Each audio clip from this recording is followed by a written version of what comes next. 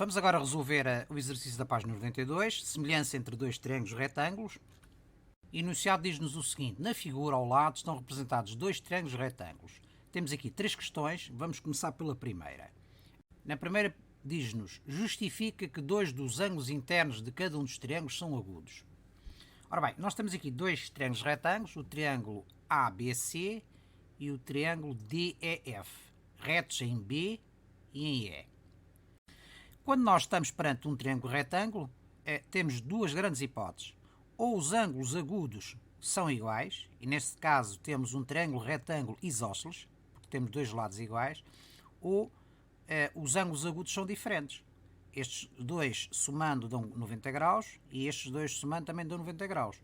De qualquer modo, o que nós podemos dizer é o seguinte: num triângulo, a lados iguais opõem-se ângulos iguais. E num qualquer triângulo também, ao maior lado opõe-se o maior ângulo e inversamente, ao menor lado opõe-se o menor ângulo. Vejamos então o caso destes triângulos. Dois ângulos agudos iguais. Significa que a este ângulo de 45 graus vai só por um lado, que é exatamente igual àquele lado. Porquê? Porque os ângulos opostos a estes lados são iguais. Se são iguais, significa que os lados opostos também o são. Neste caso é diferente. A este ângulo agudo de 70 graus vai se opor um lado que é maior do que o lado que se opõe a este ângulo de 20 graus. Temos aqui um cateto menor. E inversamente, aqui nesta posição é a mesma coisa, não é? Este ângulo é o menor lado, maior lado. Imaginemos que o triângulo retângulo tem o ângulo reto em A e não em B, como está aqui. Imaginemos que é no vértice A. Se este ângulo em A é 90 graus, e se a soma dos ângulos internos do triângulo tem que ser igual a 180, significa o quê? Significa que a soma dos outros dois ângulos vai ser igual a 90 graus, correto? Temos a amplitude do ângulo B mais a amplitude do ângulo C é igual a 180 menos 90, portanto fica 90. O que significa que as parcelas deste valor de 90 são inferiores a 90. Se são inferiores a 90, significa que estamos perante ângulos agudos. Podemos então concluir que se a soma de dois ângulos internos de um triângulo é igual a 90 graus, então cada um dos ângulos é um ângulo agudo, isto é, um ângulo com amplitude inferior a 90 graus. A segunda questão é a seguinte: qual é o maior lado do triângulo ABC e do triângulo DEF? Ora, nós sabemos que ao maior ângulo se opõe o maior lado e ao menor ângulo se opõe o menor lado. Então, qual é o maior ângulo num triângulo retângulo? É o ângulo reto, né? Neste caso o ângulo B aqui e o ângulo B ali. Significa que o lado oposto, neste caso é a hipotenusa e neste também é a hipotenusa, são os lados maiores dos respectivos triângulos. Portanto, perante um triângulo, nós sabemos sempre que o lado maior é o lado que está oposto ao ângulo maior. E, inversamente, o ângulo maior é o ângulo que se opõe ao lado maior. A linha 3 comenta a seguinte afirmação: dois triângulos retângulos que têm um ângulo agudo igual são semelhantes. Consideramos então dois triângulos retângulos, o triângulo ABC e o triângulo A'B'C', retos em B e B', e com ângulo agudo em C e C' iguais. Se o ângulo em B e B' é igual a 90 graus e o ângulo em C é um ângulo agudo e igual, significa então que BC' vai ser igual ao produto de uma constante por BC, para eles serem semelhantes, não é assim?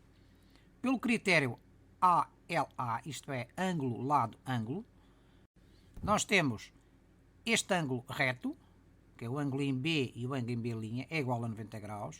O outro ângulo é o ângulo em C, que é o ângulo agudo, que é um dado do problema e que são iguais, e o lado são os lados proporcionais. Assim sendo, qualquer que seja o comprimento de B' e C', existe sempre um K que nos permite desenhar o lado BC. Inversamente, qualquer que seja o lado BC, existe sempre um K que, multiplicado por essa medida, nos vai dar a medida B', C'. Sendo assim, estamos perante o critério ALA.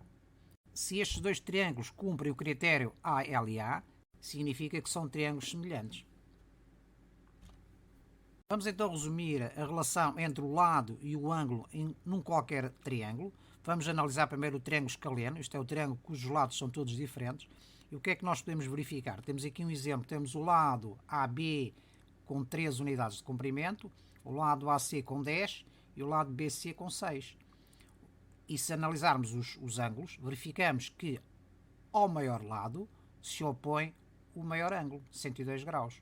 Ao menor lado, qual é o menor lado? É o lado BC de comprimento, 6 unidades de comprimento, opõe-se o menor ângulo, que é 28 graus. Então podemos concluir que, em termos gerais, num qualquer triângulo, nomeadamente no triângulo escaleno, ao maior lado opõe-se o maior ângulo, isto é, ao lado AB opõe-se o ângulo ACB de 102 graus, e ao menor lado opõe-se o menor ângulo, isto é, ao lado BC, que é o lado que tem de comprimento 6 unidades de comprimento, se opõe o ângulo com 28 graus. Se tivermos um triângulo isósceles, como os dois dos seus ângulos internos são iguais, por exemplo, o ângulo em A e o ângulo em B, significa que os lados opostos a esses ângulos são também iguais.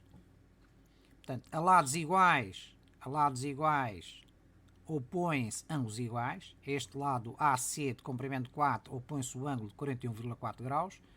Ao lado BC, também de comprimento 4 unidades de comprimento, também se opõe um ângulo exatamente igual de 41,4 graus.